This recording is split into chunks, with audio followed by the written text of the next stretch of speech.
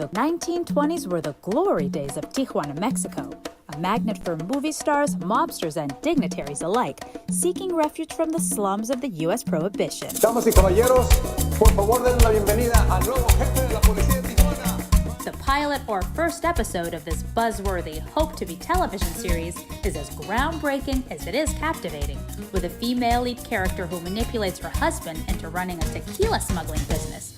Oh, and her husband just happens to be the chief of police. It's no surprise the story leaves audiences thirsty for more. And today, we fill those glasses all the way up as we get in the know about Tijuana.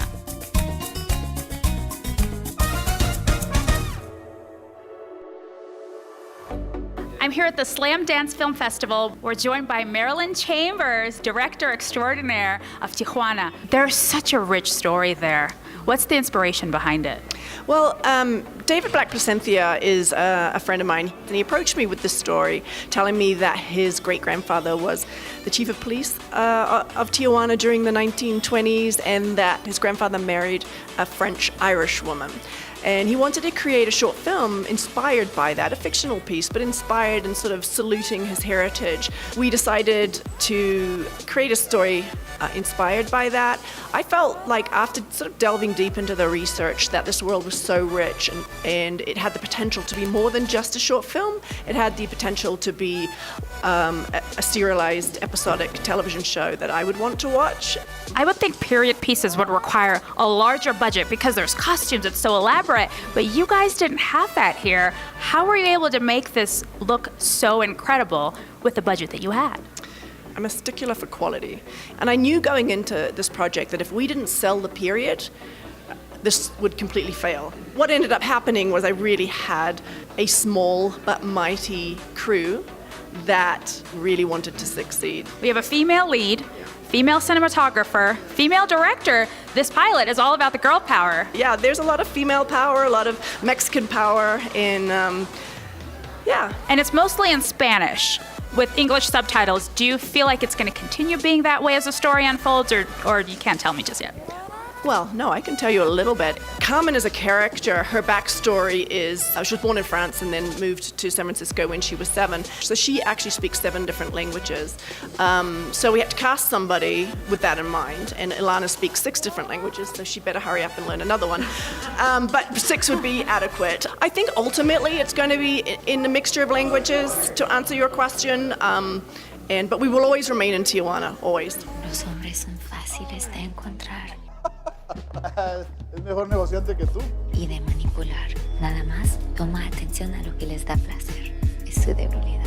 I am here with the star of the pilot, Ilana Guralnik. You play Carmen in the film, yes, and she's a very interesting and calculated woman. Can you tell us about her? It's always interesting to play a villain because you have to sort of remember that it's not about being liked, it's about doing justice to the character and what she wants. And Carmen is amazing to play. To me, she's like a superhero villain because she can do anything she wants, and she is 100% confident in that, and she knows. She uses her charm, she uses her sex appeal, she uses her intelligence, her languages. Everything that she has is sort of in a tight little box, and her access to power with her husband and everyone else. Why is she the villain? Because she's puppeteering everyone around her. No one here knows about my past at all. And I like it that way. This pilot is so badass, and there's so much girl power just within this story. Yeah. And the 1920s were a time where U.S. prohibition was just like the very dawn of it. And so, of course, making anything prohibited makes it exciting. So everybody in the United States wanted alcohol. And so in Tijuana, Mexico, Carmen takes advantage of that time to launch her tequila smuggling business into the United States. And that's sort of the basic plot without giving anything away. There's a lot of excitement around it, a lot of buzz. I cannot wait to see where this goes. Me too. I also can't wait. Thank you so much for talking to us, Ilana, and good luck. Thank you so much. I'm joined by Nicolas Repetto, composer extraordinaire of Tijuana. What is the process like when you create a score for a short pilot like this? Good question. Usually Mary-Lyn brings me on early and we discuss ideas, her sonic vision for the score. She gives me examples things she likes, things she doesn't like, and then I take all that information and just start composing a suite of music. And then out of that, then we kind of narrow it down to what the score will sound like, I would say the core of the score. And then I look at the scene, and then we fine-tune whatever we need to hit the dramatic hits in the story. Very dramatic. There were a lot of dramatic hits, and I think that's what makes it so powerful. It was subtle, but just enough to just... Keep you on the edge of your seat. And I'm joined by David Blak, producer, creator, and star of the films. How was that, juggling so many hats? Oh, that was quite a challenge, but the vision was to complete. I don't ever like to start anything and not finish. Do you feel that it's finished or just beginning? Oh, it's just beginning. Just the first pilot is finished. So there's a lot of story to tell. It's a very rich story, and I'm very excited to see where it goes, and I'm sure everybody who watched it wants to know more. Like, it's got the whole HBO, Netflix feel to it. Is that the direction you want it to go into? Oh, most definitely. We're looking to expand this to the audience that will benefit from it. And I credit Ludovica Isidori, the cinematographer, and Mary-Lyn Chambers, the director. They're incredible. They're like a dynamic duo, if you will. Yeah, it was wonderful. Anything else you want to add about the film or the story?